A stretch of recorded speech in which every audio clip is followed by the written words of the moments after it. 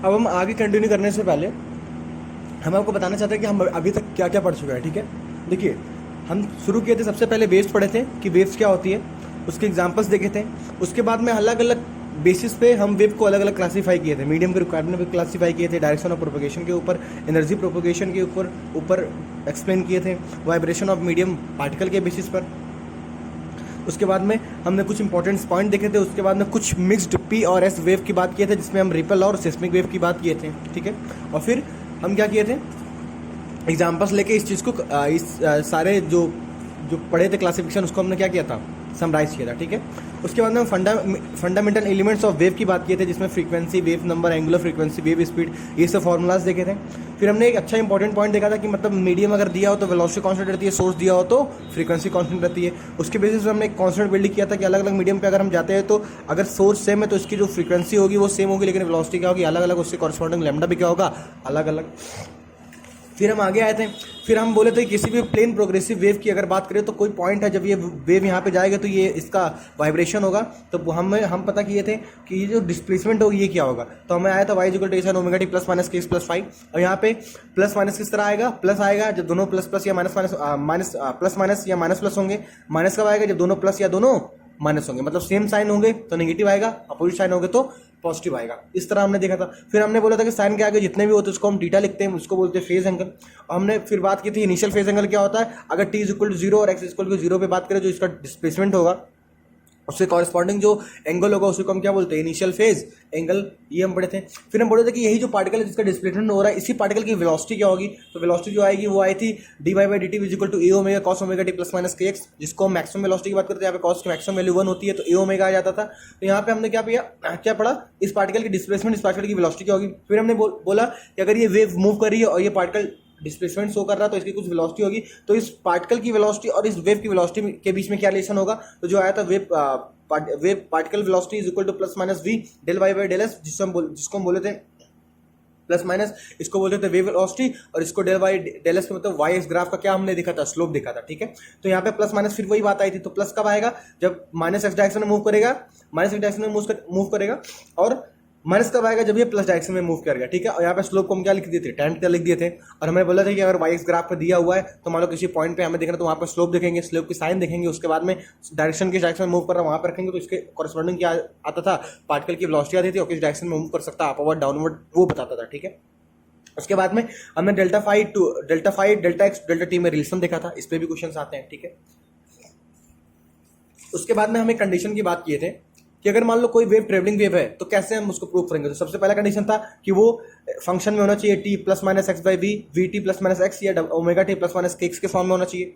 और दूसरा कंडीशन बोले थे कि अगर ये कंडीशन सेटिस्फाई होगी तो हम समझ सकते हैं कि हाँ ये वेव हो सकती है, ट्रैवलिंग वेव हो सकती है। लेकिन दूसरा कंडीशन क्या था कि हमें एक्स टी के रिस्पेक्ट में वाई को हमने क्या रखना चाहिए, फाइनाइट, मतलब अगर फाइनाइट होगा तब हम बोलेंगे हाँ वो वेव ट्रैवलिंग है। अगर वो किसी भी पॉइंट पे वाई की वैल्यू इन्फिनिटी आ जाती है, मतलब कि वो वेव अगर ट्रैवल करे तो किसी पॉइंट पे वो इन्फिनिटी एम्पलीट्यूड शो कर रही है, तो इसका मतलब कि वो वेव ट्रैवलिंग वेव नहीं होगा। तो ठीक हमने क्या बताया था कि पहले देख लेंगे कि हाँ ये कंडीशन सेटिस्फाई कर रहा है कि नहीं। अगर कर रहा तो उसके आगे हम क्या करते थे, हम तो उस क्वेश्चन को मान के चलते थे कि वो क्या है, एक इनफाइनाइट उसकी एम्पलीट्यूड है। तो अगर इनफाइनाइट प्रूव हो जाती थी किसी पॉइंट पे तो हम बोलते थे कि वो ट्रैवलिंग वेव नहीं है। समझ में आया। फिर हमने बात की थी इंटेंसिटी क्या होती है। तो इंटेंसिटी का फॉर्मूला पढ़ा था, energy maximum upon per unit area per unit time, E by T को हमने पी बाई ए लिखा था। और हम इसको एक्सप्लेन नहीं किए थे कि कैसे आता है, क्योंकि हम शॉर्ट रिवीजन पढ़ रहे हैं। तो जब मैकेनिकल वेव को हम जब इसको डिराइव करते थे तो मैकेनिकल वेव की इंटेंसिटी आती है वो आती है 20 रो वी एन स्क्वायर ए स्क्वायर, जहाँ पे इंटेंसिटी था रो, डेंसिटी था वी, वेलोसिटी था एन, फ्रीक्वेंसी ए, एम्पलीट्यूड था। फिर हमने देखा था अगर मीडियम कांस्टेंट रहेगा तो रो और वी कांस्टेंट रहेगा तो एन स्क्वायर ए स्क्वायर के प्रोपोर्शनल हो जाएगा। अगर मीडियम सोर्स दोनों कांस्टेंट रहेगा तो रो वी एन तीनों कांस्टेंट हो जाएगा, ए स्क्वायर के प्रोपोर्शनल हो जाएगा। और हमने ये भी देखा था अगर फ्रीक्वेंसी, अगर सोर्स सिर्फ सेम रहेगा तो सिर्फ एन कांस्टेंट होगा तो रो वी ए स्क्वायर के डायरेक्टली प्रोपोर्शनल इंटेंसिटी हो जाएगी। समझ में आया। फिर उसके बाद में हमने वेव फ्रंट पढ़ा था, plane wavefront, spherical wavefront, cylinder wavefront. किसके वजह से ये वेव फ्रंट देखने को मिलता है, जैसे कि इनफाइनाइट सोर्स देखेंगे तो प्लेन देखेंगे, पॉइंट देखेंगे तो स्फेरिकल रहेगा, लीनियर सोर्स देखेंगे तो वो सिलेंडर रहेगा। फिर हमने एरिया की बात की थी। और फिर जब वो वाइब्रेट करेंगे, जब वो प्रोपेगेट करेंगे तो उनके बीच में जो वेरिएशंस होगी वेव किस तरह चेंज होते नजर आएंगे हमें, कि मतलब वेव जब प्रोपेगेट करेंगे तो किस तरह वो एरिया का डिफरेंस हमें देखने को मिलेगा। तो यहाँ पे देखा गया था एरिया कांस्टेंट रहेगा, क्योंकि हर पॉइंट पे जो प्लेन रहेगा वो क्या रहेगा, उसकी एरिया क्या रहेगी, कांस्टेंट रहेगी। फिर हमने स्फेरिकल वेव की बात की थी, यहाँ पे हमने देखा था कि यहाँ पे रेडियस बढ़ने के साथ साथ क्या होता है, इसका एरिया बढ़ता चला जाता है, यहाँ पे रेडियस बढ़ता चला जाता है, तो ये डायरेक्टली प्रोपोर्शनल टू क्या आता था, आ रहा था। फिर उसके हिसाब से हमने इंटेंसिटी को हमने बोला था, याद रखिए intensity is inversely proportional to area होता है, डायरेक्टली प्रोपोर्शनल टू एम्पलीट्यूड होता है, जो यहाँ से आया था। आपको सिर्फ याद रखने के लिए बोलता कि intensity is inversely proportional to क्या होता है, एरिया। तो यहाँ पे एरिया कांस्टेंट है तो इंटेंसिटी क्या होगी, कांस्टेंट होगी। यहाँ पे area directly proportional to are square था, तो यहाँ पे हमने आर स्क्वायर रख दिया, तो A is inversely proportional to are square आया था और directly proportional to A square आया था। वैसे ही सिलेंडर वेव की बात की तो वहाँ पे भी इनवर्सली प्रोपोर्शनल टू आर आया था और directly proportional to A square आया था। समझ में आया। फिर हमने बोला था कि हम जो ट्रांसवर्स मैकेनिकल वेव है उसकी हम स्पीड पता करना चाहते हैं। तो हम लोग ट्रांसफर मैकेनिकल वेव की स्पीड जो पता की है वो हमने एक स्ट्रेस वायर में पता करने की कोशिश की। तो अगर मान लो कोई मास अटैच्ड है किसी वायर से, उस मान लो मास तो उसमें टेंशन आएगा टी, और मान लो ये वेव अगर प्रोवाइड कर रही है टी वीटी वेलोसिटी से, तो हमें बताया था कि ट्रांसवर्स वेव की वेलोसिटी क्या होगी। तो जो आए थे under root t by mu which is equal to under root t by a into rho which is equal to under root t upon pi r square into rho. ये यहाँ से हमने निकाला था कि मास पर यूनिट लेंथ था, तो फिर मास पर यूनिट लेंथ को जब यहाँ पे density equal to mass upon volume, तो mass equal to density into volume, volume को एरिया इंटू लेंथ, लेंथ कर दिया था, तो फिर ए इंटू रे आया था, ए इंटू रो आया था, और फिर ए को हमने पाई स्क्वायर इंटू रो लिखा था। ठीक है। फिर हमने नोट पॉइंट में लिखा था कि मान लो हॉलो वायर और सॉलिड वायर दिया तो किस तरह इसमें वेलोसिटी ज़्यादा होगी, थिक वायर रहेगा तो किस तरह वेलोसिटी ज़्यादा होगी। उसके बाद में हमने ये देखा था कि मान लो कोई अगर रॉड कोई मान लो स्लोप रोप लटकाया हो, तो बता हमें पता करना था कि ए बी सी किस पॉइंट पे, हम शॉर्ट तरीके से कैसे पता कर सकते हैं कि वहाँ पे वेलोसिटी क्या होगी। तो जो फॉर्मूला था अंडर रूट एक्स इंटू जी आता, एक्स क्या था, नीचे से उसकी वैल्यू थी, मान लो बी पॉइंट पे, तो अंडर रूट एक्स की वैल्यू एक्स दी। अगर जीरो यहाँ ए की बात करें तो यहाँ पे लेंथ कुछ भी नहीं है, जीरो है, एक्स की वैल्यू जीरो है, तो वेलोसिटी क्या होगी, जीरो। अगर सी की बात करें तो यहाँ पे एल डिस्टेंस कवर करेंगे, एक्स की वैल्यू एल हो जाएगी, तो मतलब अंडर रूट एल जी। ठीक है। फिर हमने चौथा नोट पॉइंट देखा था कि कोई मास अटैच है किसी वायर से, स्ट्रेस वायर से, उसके बाद में उसी सेटअप को हमने क्या किया, पानी के अंदर डाल दिया, जिसकी डेंसिटी क्या थी, रो, और जो ब्लॉक की डेंसिटी थी वो सिग्मा। तो बताओ इसमें जो वेलोसिटी जो ट्रांसवर्स वेव की होगी, इसमें जो वेलोसिटी होगी हमने उसको v1 v2 माना था। तो बताया था v1 v2 का रेशियो क्या होगा, जो कि under root of 1 upon 1 minus sigma rho by sigma आया था। फिर हमने बोला था कि अगर सॉलिड वायर की बात करें तो सॉलिड वायर में हम किस तरह पता करेंगे कि उसमें लॉन्गिट्यूडिनल वेव और ट्रांसवर्स वेव दोनों होते हैं, तो उनके बीच में रेशियो क्या होता है। तो हमने प्रूव करके बताया था जो ट्रांसवर्स वेव होती है is equal to longitudinal wave under root of strain होती है, which equal to under root of y by rho into delta l by l होती है। समझ में आया। और जब हम इसको निकाला तो उसमें हम दो फॉर्मूलाज यूज किए थे, जो वाई की वैल्यू होती है स्ट्रेस बाई स्ट्रेन, स्ट्रेस के रूप में फोर्स अपॉन एरिया, यहाँ पे फोर्स के कॉरस्पॉन्डिंग यहाँ पे टेंशन देखने को मिला था, और एरिया ए हमने लिया था, और strain delta l by L. और यहाँ पे लॉन्गिट्यूडिनल वेव की अगर बात करें तो under root y by rho आगे चल के अभी प्रूव भी हो जाती है। फिर हमने देखो ट्रांसवर्स मैकेनिकल वेव के बारे में, स्ट्रेस वायर में स्पीड पता की, फिर हमने लॉन्गिट्यूडिनल वेव के बारे में पता की। तो लॉन्गिट्यूडिनल वेव बारे में अगर स्पीड पता की तो न्यूटन्स बोले थे कि जो लॉन्गिट्यूडिनल वेव की वेलोसिटी होती है वो under root of e by rho होती है किसी भी मीडियम के लिए। ई क्या होगी, इलास्टिक मॉड्यूलस ऑफ मीडियम, ठीक है, और रो क्या होगी, डेंसिटी ऑफ द मीडियम। तो यहाँ पे ई की वैल्यू अगर सॉलिड की बात करें तो वहाँ पे वाई आता है, यंग मॉड्यूलस आता है। लिक्विड और गैस की बात करें तो वहाँ पे बल्क मॉड्यूलस आता है। ठीक है। तो सॉलिड और लिक्विड में तो कोई फर्क नहीं पड़ता, लेकिन अगर गैसेस की बात करते थे तो हमने गैसेस में ये देखा था कि वहाँ पे टेम्परेचर मतलब अलग अलग कंडीशंस पे जो ई की वैल्यू होती है वो अलग अलग होती है, जिससे कॉरस्पॉन्डिंग जो वेलोसिटी होगी गैस की वो भी क्या क्या होगी, अलग अलग होगी। जैसे कि अगर हम बात करते थे अगर आइसोथर्मल कंडीशन है तो वहाँ पे जो इलास्टिक मॉड्यूलस आती है आइसोथर्मल कंडीशन के लिए वो पी आती है, और एडियाबेटिक के लिए आती है वो गामा टाइम्स ऑफ पी आती है। ये कैसे आया, तो ये जो आइसोथर्मल के लिए पी भी कॉन्स्टेंट होता है, एडियाबेटिक के लिए पी भी गामा कॉन्स्टेंट होता है, तो इसको हम चेयर रूम लगाते हैं तो ये वैल्यू आती है। इसमें भी जब हम चेयर रूल लगाते हैं, सॉल्व करते हैं, तो ये वैल्यू आती है। मतलब आइसोथर्मल प्रोसेस के लिए जो इलास्टिक और मॉडुलस होगी वो पी होती है, और रेडियोवेटिक के लिए क्या होती है, गामा टाइम्स ऑफ पी होती है। तो मतलब कि अलग अलग कंडीशंस में इलास्टिक और मॉडुलस की वैल्यू अलग अलग हुई, तो इसके कॉरस्पॉन्डिंग वेलोसिटी भी तो अलग अलग हो जाएगी ना। तो न्यूटन्स ने बोला कि जो जब कोई गैस प्रोपोगेट करती है, गैस में वेव प्रोपोगेट करती है किसी मीडियम में, तो वहाँ पे जो वेलोसिटी का चेंज होता है वो हम देखते हैं कि जब वेव प्रोपोगेट करती है तो वो एक आइसोथर्मल कंडीशन में प्रोपोगेट करती है, मतलब कि वहाँ पे टेम्परेचर क्या रहता है, कांस्टेंट रहता है। तो इसके कॉरस्पॉन्ड जो मॉडुलस ऑफ इलास्टिसिटी आया था वो आया था पी। तो हमने यहाँ पे पी की वैल्यू पुट की, पी यहाँ पे पुट किया था तो पी बाई रो आया था। तो गैस के लिए हमें देखा तो पी और रो की वैल्यू पुट की, तो जो कि आया 280 मीटर पर सेकेंड एयर के लिए। मतलब कि जब न्यूटन्स के हिसाब से हमने आइसोथर्मल कंडीशन की बात की तो वहाँ पे जब हमने गैस की वेलोसिटी की पता की तो वो आया 280 मीटर पर सेकंड। लेकिन हमें पता है प्रैक्टिकली क्या होता है, 330 मीटर पर सेकंड होता है। मतलब यहाँ पे कहीं ना कहीं जो न्यूटन्स की बात थी वो थोड़ी गलत नजर आ रही थी। इसके फिर बाद में आए लैप्लास आए, लैप्लास ने बोला कि नहीं, जो साउंड वेव का प्रोपगेशन होता है वो एक आइडियोबैटिक कंडीशन में होता है, इतना तेज वो होता है प्रोपगेशन कि हम वहाँ पे एनर्जी का ट्रांसफर देखने को नहीं मिलता, जीरो दिखने को मिलता है। तो हमें पता है एनर्जी का ट्रांसफर जीरो होना मतलब कि एडियाबैटिक कंडीशन होती है। तो यहाँ पे जो एडियाबैटिक कंडीशन में जो मॉड्यूलस ऑफ इलास्टिसिटी आती है वो होता है गामा टाइम्स पी। तो यहाँ पे गामा टाइम्स पी रखा और गामा पी रो की वैल्यू रखी। तो एयर मीडियम के लिए जो वैल्यू आती है वेलोसिटी की वो आती है 332 मीटर पर सेकंड, जो कि 330 के आसपास आती है, मतलब कि लैप्लास यहाँ पे सही देखने को मिले। तो हमने इसको कंटिन्यू किया। तो न्यूटन फार्मूला जो हमने लिखा था गामा पी बाई रो और लैप्लास का जो करेक्शन था उनको दोनों को मिला, तो हमें लैप्लास फार्मूला मिला जिसकी वैल्यू क्या थी, गामा पी बाई रो, और गामा पाई पी को हमने आर टी बाई एम डब्ल्यू से रिप्लेस किया, तो gamma r t by m डब्ल्यू भी आया। ये हम केटीजी और थर्मोडायनामिक्स में भी पढ़ते हैं, ठीक है। फिर हमने जो ये पढ़ा उसके बेसिस पे फिर हमने क्या किया कि जो साउंड का प्रोपगेशन है गैसियस मीडियम में, उसमें जो कंडीशंस क्या है, कौन से ऐसे फैक्टर्स है जो इसको अफेक्ट कर सकते हैं स्पीड को।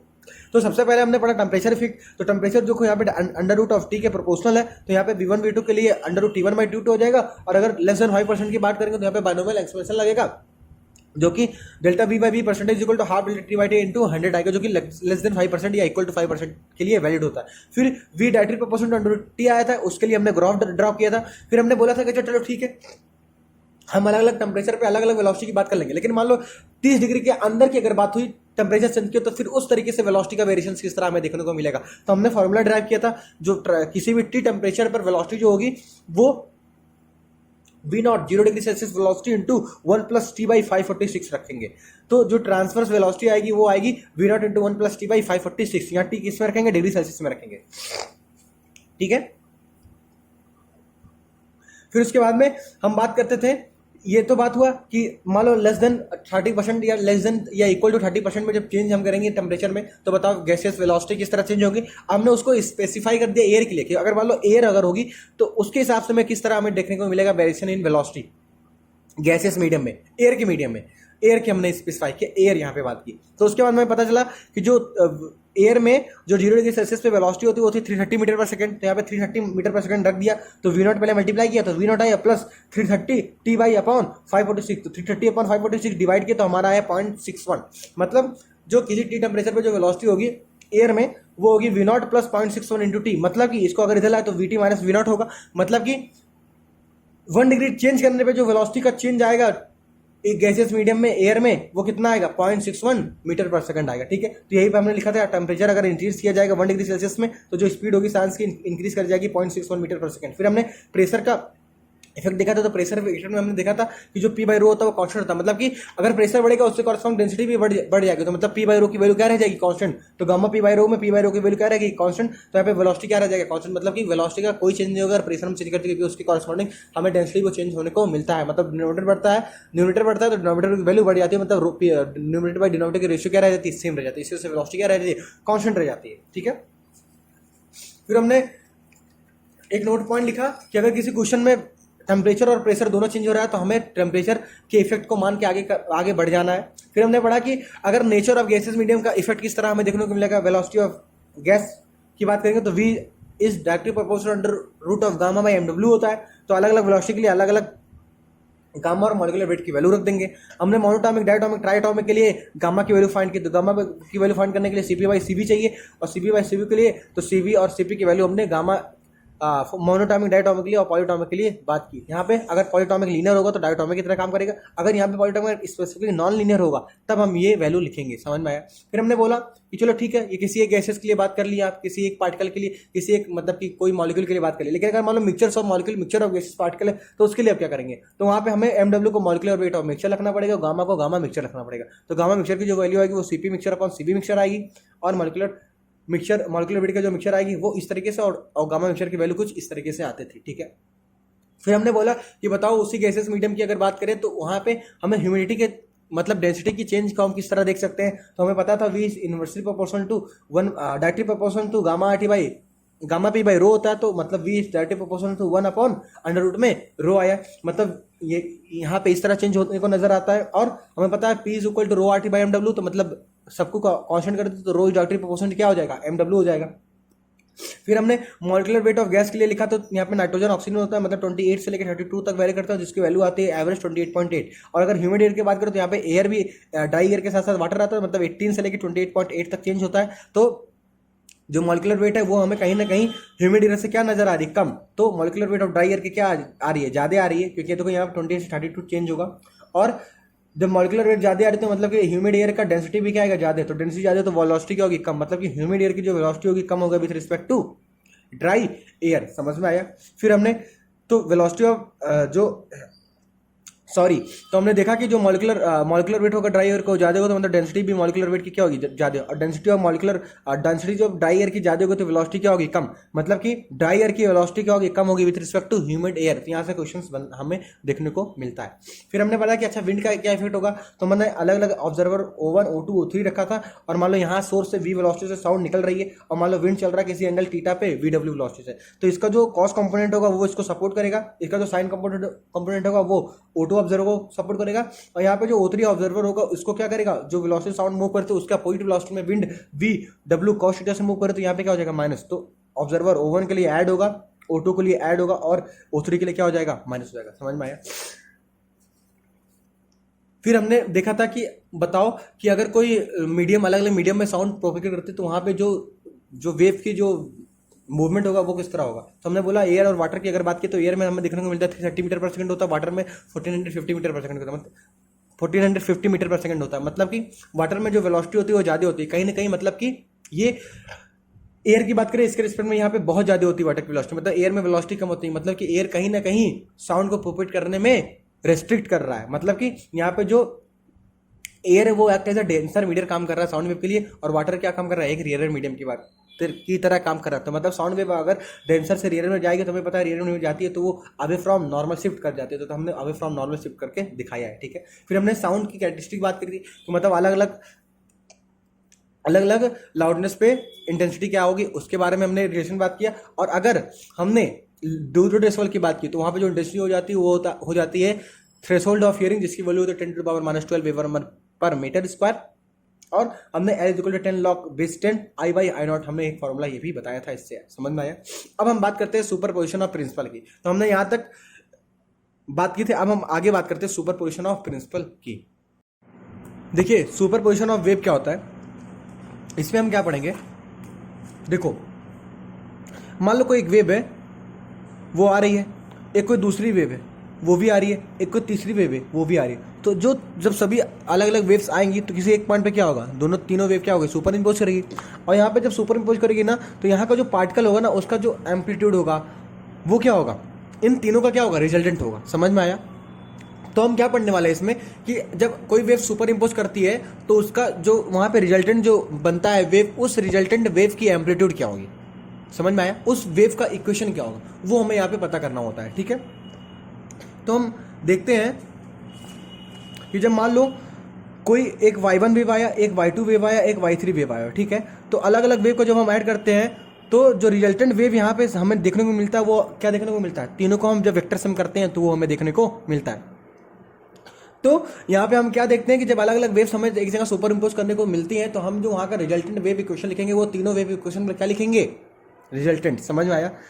और यहाँ पे एक पॉइंट यहाँ पे देखो, यहाँ और लिखा है जब सुपरपोजिशन फिनोमेना, देखो यहाँ पे एक पॉइंट और क्या लिखा है, in superposition phenomena the existence of one wave is not affected by due to the presence of या absence of another wave in the medium, waves independently propagate in the medium. देखो इसका मतलब क्या है, देखो मान लो कोई वेव है, ठीक है, एक मान लो रोप थी, हमने एक वेव एक पल्स दिया, मतलब इस तरह किया तो वहाँ पे हमें पता है कि एक वेव ऐसे बन जाएगी, ठीक है। अगर यही रोप के हम दूसरी साइड से पकड़ के ऐसे इंपल्स देते हैं तो ये क्या होगा, एक वेव इस तरह बन जाएगा। समझ में आया। मतलब मान लो एक वेव इस तरह मूव कर रही है और एक वेव दूसरी इस तरह मूव कर रही है, एक वेव इस तरह मूव करेगी तो एक वेव इस तरह मूव करेगी। तो ये जब मूव करके तो इस पार्टिकल की बात करें और इस पार्टिकल की बात करें, तो अगर इस पार्टिकल की बात करें तो यहाँ पे स्लोप क्या है, स्लोप है नेगेटिव, और पार्टिकल किस डायरेक्शन में मूव कर रही है, प्लस एक्स डायरेक्शन में मूव कर रही है, तो यहाँ पे साइन क्या होगा, माइनस आएगा। तो जो वेलोसिटी ऑफ द पार्टिकल आएगा क्या, वो माइनस माइनस इंटू प्लस आ जाएगा। मतलब ये पार्टिकल किधर मूव करने की कोशिश करेगी, अपवर्ड मूव करने की कोशिश करेगी। अब हमें पता है कि अगर हम बात करें कि एक पार्टिकल जब यहाँ से मेन पोजीशन से ऊपर जाने की कोशिश करती है तो यहाँ पे एंगल क्या होता है, 0 डिग्री होता है। तो यहाँ पे एंगल क्या होगा, 0 डिग्री। ऐसे ये भी पार्टिकल किस तरह मूव करने की कोशिश करेगी,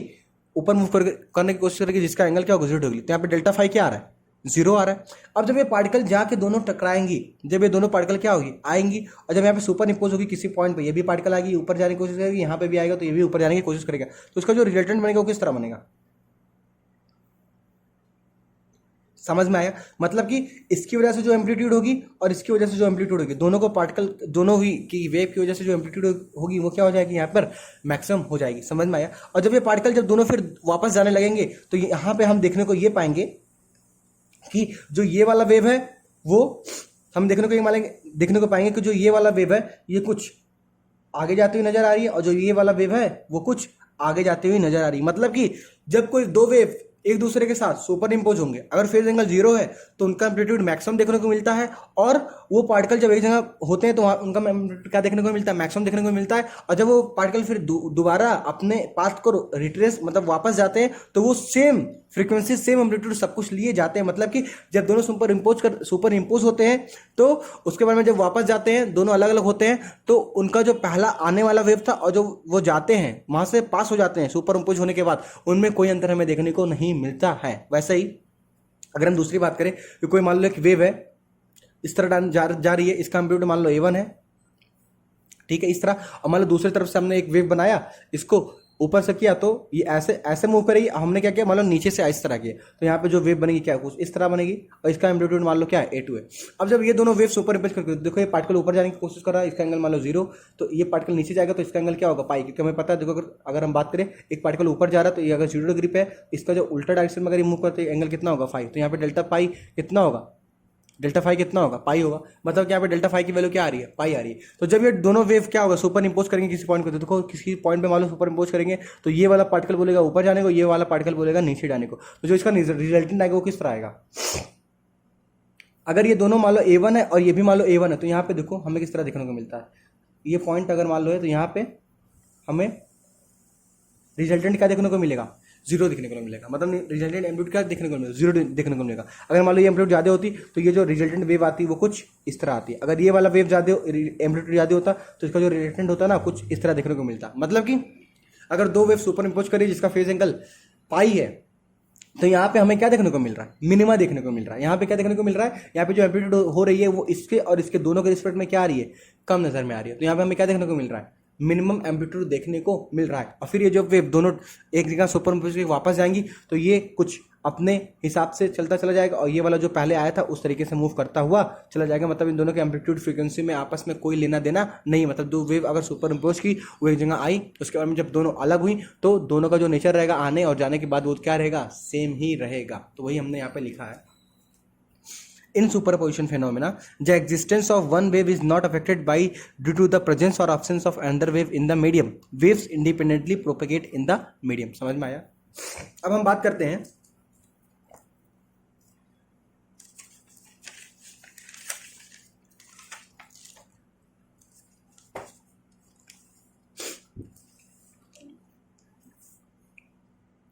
कि मान लो दो वेव है, एक वेव है जिसका जो y1 है, मान लो एक वेव है मान लो उसका अगर बात करें तो उसका हुआ है मतलब हम अब बात करते हैं मैथमेटिकल एनालिसिस। मतलब हम इसको किस तरह मैथमेटिक्स वे में दे सकते हैं। तो मान लो दो वेव है, एक है y1 जिसको हम बोला गया a1 sin omega t minus के एक्स, एक वेव है y2 जिसको बोला गया a2 sin omega t minus के एक्स प्लस फाइव। अब हम क्या करेंगे, इन दोनों वेव का हम क्या करेंगे, रिजल्टेंट वेव लेने की कोशिश करेंगे। तो मान लो एक वेव ही है, तो मान लो एक वेव है, यहाँ पे initial phase angle at t equal 0 x equal 0 क्या है, 0 है। तो यहाँ पे मान लो इसका एम्पलीट्यूड क्या है, a1 है, तो ये क्या है y1 वेक्टर है। तो देखो y1 वेक्टर है a1 sin omega t minus के एक्स है, और y2 वेक्टर है a2 sin omega t minus के एक्स प्लस फाइव। मतलब at t equal 0 x equal 0 इसका जो इनिशियल फेज एंगल क्या आ रहा है, फाइव आ रहा है। तो देखो इस y1 वेक्टर से ये किस एंगल पर है, फाइव एंगल पे y2 वेक्टर है जिसका एम्पलीट्यूड क्या है, y2 है, a2 है। ठीक है। अब हम क्या करना चाहते हैं, इन दोनों वेक्टर का क्या लेना चाहेंगे, वेक्टर सम, क्योंकि हमें पता है अगर सुपर इम्पोज करा रहे हो तो हमें इसको वेक्टर सम लेना पड़ेगा। तो अगर हम जब वेक्टर सम लेंगे तो मान लो रिजल्टेंट आया amplitude A capital A sine omega T minus X plus theta. अब देखो हम जो रिजल्टेंट वेव लिया तो हमें पता है कि जब दोनों वेव का रिजल्टेंट होगा तो वो कहीं इन दोनों के बीच में आएगा। तो मान लो ये रिजल्टेंट वेव है जिसका वैल्यू क्या है, A sine omega T minus X plus theta. अब ये टीटा क्या है, हमने y1 से बनाया है टीटा, तो ये टीटा कैसे निकाल सकते हैं, tan theta is equal to b sin theta upon a plus b cos theta से निकाल सकते हैं। और इन दोनों बीच का जो रिजल्टेंट एम्पलीट्यूड होगा वो a1 और a2 है, तो हम किस तरह निकाल सकते हैं, under root of a1 plus a2 plus 2a1 a2, और इनके बीच का एंगल कितना है, फाइव है, तो cos फाइव। मतलब कि जो रिजल्टेंट वेव बनेगा उसका जो एम्पलीट्यूड होगा वो under root of a1 a2 A1 square plus A2 square plus 2A1 A2 cos phi हो जाएगा, और जो इसका टीटा होगा वो होगा tan theta is equal to B sine theta upon A plus B cos theta. तो यहाँ पे टीटा के रूप में क्या है, इन दोनों के बीच का एंगल क्या है, फाई है। समझ में आया? तो हम इस तरह दो वेव के रिजल्टेंट को लिखेंगे, तो उसमें एम्पलीट्यूड और tan थीटा या टीटा हम इस तरह लिख सकते हैं। समझ में आया? ये सेम उसी तरह है, कोई नया बात नहीं है जो हम वेक्टर में पढ़ के आते हैं। अब जो हमने सुपर पोजिशन प्रिंसिपल पढ़ा, उसके बेसिस पे अलग अलग फेनोमेना हमें सुपर पोजिशन प्रिंसिपल के बेसिस पे देखने को मिलता है, जो कि आपको पता है। इंटरफेरेंस होता है, बीट होता है, स्टेशनरी वेव होती है। तो हम सबसे पहले इंटरफेरेंस की बात करते हैं। देखो इंटरफेरेंस में क्या होती है, जब दो कोहेरेंट सोर्स का मतलब क्या, जिनका फ्रीक्वेंसी का वो सेम, तो फ्रीक्वेंसी सेम तो मतलब ओमेगा की वैल्यू सेम, और v equal to omega by K होता है, तो v सेम है क्योंकि मीडियम सेम है, और ओमेगा भी सेम है, तो k की वैल्यू क्या होगी, सेम। तो देखो k भी क्या हमने लिखा है, सेम। मतलब दो अलग अलग सोर्स आ रही है और उनकी दोनों कोहेरेंट सोर्स है। कोहेरेंट सोर्स का मतलब क्या, फ्रीक्वेंसी सेम। समझ में आया? और दोनों का जो फेज एंगल है वो भी क्या होना चाहिए, थ्रू आउट कॉन्स्टेंट होना चाहिए। समझ में आया? तो मान लो इसका φ1 है, इसका φ2 है, ठीक है। तो मतलब y1 की value a1 sine omega T minus के एक्स प्लस φ1 है, y2 equal to a2 sine omega T minus के एक्स प्लस φ2 है। अब मान लो ये दोनों दो अलग अलग सोर्स हैं जिनका फ्रीक्वेंसी क्या है, सेम है, तो ये किसी एक पॉइंट पर जाकर सुपर इंपोज करेंगे। अब ये जब एक पॉइंट में सुपर इंपोज करेंगे तो मान लो ये डिस्टेंस ट्रैवल करेगा कुछ, और ये भी डिस्टेंस ट्रैवल करेगा, तो मान लो डिस्टेंस ट्रैवल किया x1 और ये डिस्टेंस ट्रैवल किया x2, तो यहाँ पे क्या आएगा, x1 आएगा, और यहाँ पे क्या आएगा, x2 आएगा। समझ में आया? अब जब यहाँ पे सुपर इंपोज करेंगे तो हमें क्या होगा, कहीं पे क्या होगा, इंटेंसिटी हमें ज़्यादा देखने को मिलेगी, इंटेंसिटी क्या होगा, ज़्यादा देखने को मिलेगी, कहीं हमें इंटेंसिटी क्या देखने को मिलेगी, कम इंटेंसिटी देखने को मिलेगी। तो अलग अलग पॉइंट पर मतलब कि दो वेव थे, ये मूव किया, मान लो यहाँ पे हमने देखा तो यहाँ पे मतलब हमें इंटेंसिटी ज़्यादा देखने को मिला। अगर हम इस पॉइंट की बात करें तो ये जब वेव यहाँ से ऊपर इंपोज करेगी तो यहाँ पे मान लो इंटेंसिटी हमें कम देखने को मिला। फिर हम आगे जाएंगे तो यहाँ हमें देखने को मिला इंटेंसिटी ज़्यादा देखने को मिला। मतलब कि जब दो कोहेरेंट सोर्स एक जगह मिलते हैं तो वहाँ पे इंटेंसिटी ज़्यादा को देखने को मिल सकती है, या कहीं पे भी इंटेंसिटी अलग देखने को भी मिल सकती है। समझ में आया? तो जब इन दोनों रिजल्टेंट की बात करते हैं, जब दोनों को हम y1 और y2 का जब रिजल्टेंट लेते हैं, इक्वेशन बनाते हैं, सॉल्व करते हैं, तो जो रिजल्टेंट आता है उसको हम लिख सकते हैं, उसकी कुछ रिजल्टेंट एम्पलीट्यूड होगी। तो जो रिजल्टेंट एम्पलीट्यूड होती है वो होती है a net, which is equal to under root of a1 square plus a2 square plus 2a1 a2 cos delta phi. और फिर जो I directly proportional to A square होता है, तो इंटेंसिटी जो होती है रिजल्टेंट की वो होती है under root is equal to i1 plus i2 plus 2 root i1 i2 cos delta phi. अब यहाँ पे देखो दो वेरिएबल बना कॉस फाई, तो कॉस फाई कैसे निकालते हैं, तो कॉस फाई के लिए मैंने बताया कि delta phi upon 2 pi equal to delta X upon lambda, तो 2 पाई को उधर ले जाएगा तो delta phi equal to 2 pi upon lambda into delta X. हमें यहाँ पे डेल्टा एक्स पता होता है क्योंकि हमें पता है कि अगर हम कोई सोर्स रखे हुए हैं और किसी पॉइंट में पता करना चाहते हो ये डिस्टेंस क्या है और ये डिस्टेंस क्या है, तो दोनों डिस्टेंस को माइनस करेंगे तो हमें डेल्टा एक्स समझ में आ जाती है। समझ में आया? तो delta phi equal to 2 pi by lambda into delta X, तो यहाँ पे हम डेल्टा फाई की वैल्यू पुट कर सकते। तो मतलब हम जब दो कोहेरेंट सोर्स एक जगह मिलते हैं तो हमें कहीं एक फेनोमेना देखने को मिलता है जिसको हम बोलते हैं इंटरफेरेंस। वहाँ पे कहीं पे एम्पलीट्यूड ज़्यादा देखने को मिलती है, कहीं पे एम्पलीट्यूड कम देखने को मिलती है, कहीं पे इंटेंसिटी ज़्यादा देखने को मिलती है, कहीं पे इंटेंसिटी कम देखने को मिलती है। तो जो एम्पलीट्यूड और इंटेंसिटी का जो नेट आता है वो होता है under root of a1 square plus a2 square plus 2a1 a2 cos phi delta phi, और i2 plus i2 i1 plus i2 plus 2 root i1 i2 cos delta phi. और डेल्टा फाई हम कैसे निकाल सकते हैं, delta phi upon 2 pi delta X by lambda. अब देखो कि हम जब यहाँ पे मान लो दिए, हमें मान लो यहाँ पे इंटेंसिटी मैक्सिमम देखने को मिली, एम्पलीट्यूड मैक्सिमम देखने को मिली। फिर हम इस पॉइंट की बात की तो यहाँ से हम देखा तो इंटेंसिटी मैक्सिमम देखने को मिनिमम देखने को मिली। फिर हम कहीं पे बात की तो मान लो इंटेंसिटी मैक्सिमम देखने को मिली। मतलब कि अलग अलग पोजिशंस में हमें इंटेंसिटी मैक्सिमम मिनिमम देखने को मिल रही है। मतलब कि जो इंटेंसिटी है वो किसका फंक्शन है, एक्स का फंक्शन है। तो इंटरफेरेंस में जो इंटेंसिटी होता है वो क्या होता है, एक्स का फंक्शन होता है। समझ में आया? अब हम देखते हैं, हम पहले भी बात किए अगर डेल्टा फाई की वैल्यू 0 होती है तो हमें वहाँ पर क्या देखने को मिलता है, मैक्सिमम हमें इंटेंसिटी, मैक्सिमम हमें एम्पलीट्यूड देखने को मिलता है। तो वहाँ पे हम दो तरीके के इंटरफेरेंस देख सकते हैं। एक हो सकता है कि जहाँ पे जो सुपर इंपोज करे तो वो सेम फेज में करे, मतलब डेल्टा फाई की वैल्यू 0 हो सकता है कि वो अपोजिट फेज में करे, मतलब डेल्टा फाई की वैल्यू क्या हो सकती है, पाई हो सकती है। समझ में आया? मतलब एक वेव जो हो सकता है वो जब दोनों मिले तो वहाँ पे डेल्टा फाई की वैल्यू क्या हो सकती है, 0 डिग्री, मतलब कि यहाँ पे मैक्सिमम एम्पलीट्यूड देखने को मिल सकते हैं। और कभी भी ऐसा भी हो सकता है कि मान लो एक वेव इस तरह आ रही है और एक वेव इस तरह आ रही है, ये वेव कुछ इस तरह आती है, तो यहाँ पे अगर देखने को मिलता है हमें इंटेंसिटी क्या देखने को मिल सकती है, मिनिमम इंटेंसिटी भी देखने को मिल सकती है।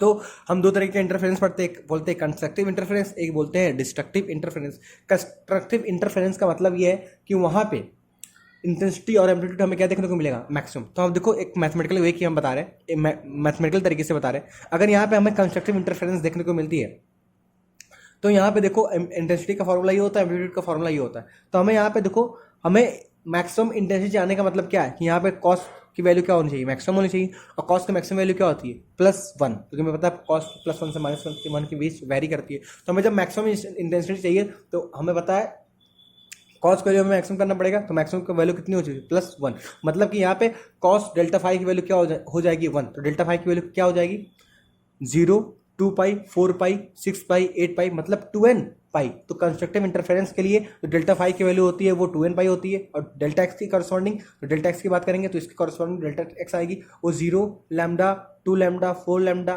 2 लैम्डा, 3 लैम्डा, 4 लैम्डा, 5 लैम्डा, मतलब n लैम्डा आएगा। समझ में आया। तो यहाँ पे n की वैल्यू 1 2 3 4 0 1 2 3 4 रख सकते हैं। तो कंस्ट्रक्टिव इंटरफेरेंस का मतलब क्या हुआ कि जब जब दो वेव एक जगह सुपर इम्पोज करेंगी तो वहाँ पे हमें मैक्सिमम इंटेंसिटी, मैक्सिमम एम्पलीट्यूड देखने को मिलता है। और मैक्सिमम इंटेंसिटी और मैक्सिमम एम्पलीट्यूड का फॉर्मूला ये होता है। तो इसको मैक्सिमम करने के लिए ये सब तुम चेंज नहीं कर सकते, हम चेंज कर सकते हैं कॉस। तो कॉस की मैक्सिमम वैल्यू होती है 1। तो मतलब हम यहाँ पे कॉस की मैक्सिमम वैल्यू क्या करेंगे, +1 रखेंगे।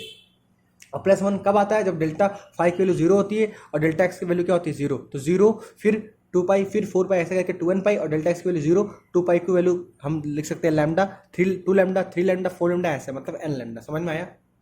जहाँ पे n की वैल्यू 0 1 2 3 पुट कर सकते हैं। अब देखो हमें मैक्सिमम एम्पलीट्यूड करना, हमें देखना है ना ये कंस्ट्रक्टिव इंटरफेरेंस। तो मैक्सिमम एम्पलीट्यूड क्या होगी, तो जो दो वेव मूव कर रही है तो उसका जो मैक्सिमम होता है वो यहाँ पे कॉस की वैल्यू क्या हो जाएगी 0 हो जाएगी।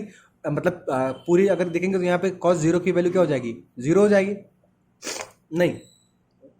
अब देखिए यहाँ पे हमें क्या चाहिए, हम एम्पलीट्यूड देखना चाह रहे हैं। तो कंस्ट्रक्टिव इंटरफेरेंस होगा तो एम्पलीट्यूड क्या होगा, मैक्सिमम होगा। तो यहाँ पे देखो A0 की बात करें तो A1 A2 है, और यहाँ पे cos की वैल्यू रखेंगे तो cos की वैल्यू अगर +1 यहाँ पे रखना होगा तो यहाँ पे क्या होगा, ये पूरी वैल्यू क्या हो जाएगी 2A1 A2 हो जाएगी।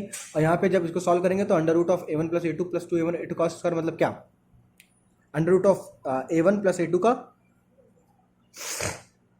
अब देखिए अब यहाँ पे देखो हमें जो n की वैल्यू हो सकती है वो 0 1 2 3 रख सकते हैं। और यहाँ पे एम्पलीट्यूड की बात करें तो यहाँ पे कंस्ट्रक्टिव इंटरफेरेंस में जो मैक्सिमम एम्पलीट्यूड आएगी वो आएगी A1 + A2, जो इंटेंसिटी मैक्सिमम आएगी वो आएगी √I1 + I2 का होल स्क्वायर। मतलब कि कंस्ट्रक्टिव इंटरफेरेंस में जो रिजल्टेंट इंटेंसिटी होगी वो ज़्यादा आएगी और एम्पलीट्यूड भी ज़्यादा आएगा। समझ में आया। तो यहाँ पे देखो मान लो कोई एक वेव ये है और दूसरा वेव मान लो ये है, तो जब मैक्सिमम हम जब इसको सुपर इम्पोज कराए तो जो इसकी एम्पलीट्यूड है वो एक जगह मैक्सिमम आ रही है, यहाँ पर भी मैक्सिमम आ रही है। समझ में आया।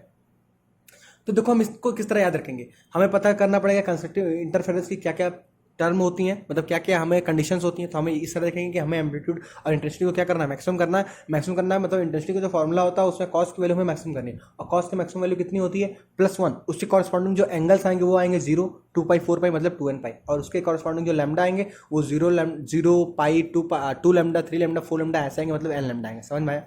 ऐसे ही सेम अगर डिस्ट्रक्टिव इंटरफेरेंस की बात करें, मतलब कि वहाँ पे जब दो पार्टिकल दो वेव सुपर इम्पोज करेंगे तो वो अपोजिट फेज में करेंगे, मतलब यहाँ पे इंटेंसिटी क्या आएगी मैक्सिमम आएगी, एम्पलीट्यूड मैक्सिमम आएगी। तो इंटेंसिटी को मैक्सिमम करने के लिए जो मैक्सिमम सबसे कम वैल्यू हो सकती है कॉस की क्या हो सकती है -1 हो सकती है। तो यहाँ पे हम -1 रखेंगे। और -1 के अलॉन्ग जो एंगल नजर आता है वो आपका क्या पाई 3 पाई 5 पाई ऐसे करते 7 पाई 9 पाई मतलब 2n + 1 पाई। देखो n की वैल्यू अगर 0 रखो तो क्या 1 पाई आए, फिर 2 रखो तो क्या 3 पाई आए, फिर 2 रखो तो क्या 5 पाई है, 1 रखो तो क्या 3 पाई है, ऐसे 2 रखोगे तो क्या 2 2 4 + 1 5 पाई आएगा। तो ऐसे 2n + 1 पाई। उसके कॉरस्पॉन्डिंग अगर डेल्टा एक्स की बात करें तो λ/2 3 λ/2 5 λ/, मतलब 2n + 1 λ/2। समझ में आया। यहाँ पे n की वैल्यू 0 1 2 3 कुछ भी हो सकती है।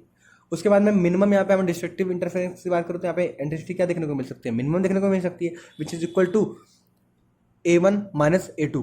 इंटेंसिटी यहाँ पे मिनिमम देखने को मिल सकती है। तो इंटेंसिटी जो मिनिमम फॉर्मूला आएगा वो क्या आएगा √I1 - I2 का होल स्क्वायर। मतलब कि यहाँ पे जो रिलेटेड एम्पलीट्यूड और रिलेटेड जो इंटेंसिटी होती है वो क्या हमें देखने को मिलेगी, मिनिमम देखने को मिलेगी। देखो मान लो एक वेव कुछ इस तरह मूव कर रहा है, दूसरा वेव इस तरह, तो क्या ये एक थीटा 0 और एक क्या पाई फेस के एंगल में ये सुपर इम्पोज कर रहा है। तो देखो यहाँ पे इंटेंसिटी क्या समझ में आ रही है, एम्पलीट्यूड हमें क्या देखने को मिल रहा है, दोनों से कम देखने को मिल रहा है, मिनिमम देखने को मिल रहा है। समझ में आया। अब हम आगे बात करते हैं। तो इसको भी अगर बात करें तो किस तरह हम इसको याद रख सकते हैं, हमें डिस्ट्रक्टिव इंटरफेरेंस चाहिए, मतलब कि इंटेंसिटी का जो फॉर्मूला था उसमें इंटेंसिटी हमें मैक्सिमम चाहिए, एम्पलीट्यूड मैक्सिमम चाहिए। तो कॉस की वैल्यू हमें मिनिमम करनी पड़ेगी, मिनिमम की वैल्यू मतलब -1। तो -1 के अलॉन्ग जो थीटा होती है वो और डेल्टा एक्स होती है वो। समझ में आ गया। और जो फॉर्मूला होता है ए मिनिमम A1 माइनस A2 और I minimum under root I1 minus I2 का होल स्क्वायर। समझ में आया? अब कुछ इंपॉर्टेंट फॉर्मूला की हम बात करते हैं। हमें पता है I1 by R2 is equal to A1 by A2 का होल स्क्वायर। कैसे? I directly proportional to A square होता है ना, तो I1 plus I1 by I2 क्या होगा? A1 बाई R2 का होल स्क्वायर। समझ में आया? अगर मैक्सिमम इंटेंसिटी और मिनिमम इंटेंसिटी की रेशियो की बात करें तो मैक्सिमम इंटेंसिटी क्या होता है? A मैक्स स्क्वायर हो जाएगा और मिनिमम क्या हो जाएगा? A मिन स्क्वायर हो जाएगा। ए मैक्सिमम क्या होता है? A1 प्लस A2 होता है। ए मिनिमम क्या होता है? A1 माइनस A2 और फिर होल स्क्वायर। और मैक्सिमम इंटेंसिटी का फॉर्मूला तो under root I1 plus I2 और अपॉन मिनिमम का क्या होता है? Under root I1 minus I2 का होल स्क्वायर। समझ में आ गया? ऐसे यही चीज़ हमने यहाँ पे लिखा।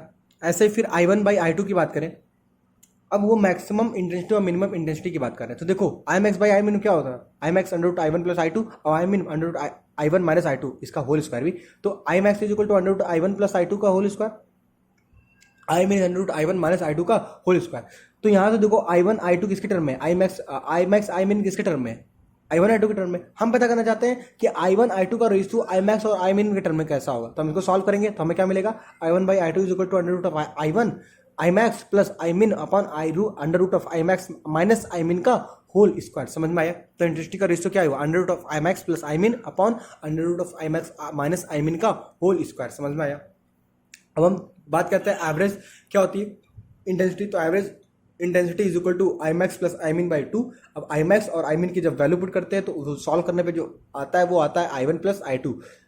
समझ में आया? तो आई एवरेज की वैल्यू क्या आई? I1 plus I2। अगर हम n सोर्स लें तो उसकी इंटेंसिटी की बात करेंगे, एवरेज इंटेंसिटी की बात करेंगे तो I1 plus I2 plus I3 ऐसे n तक ऐड करेंगे। इसको डिवाइड नहीं करेंगे n से। क्यों? क्योंकि हम डिवाइड करने के बाद हमें I1 प्लस I2 दिखने को मिली, तो ऐसे ही n सोर्स रहेगा तो I1 plus I2 plus I3 ऐसे करके IN तक हम ऐड करते चले जाएंगे। एक टर्म होती है जिसको बोलते हैं डिग्री ऑफ इंटरफेरेंस पैटर्न या डिग्री ऑफ हियरिंग।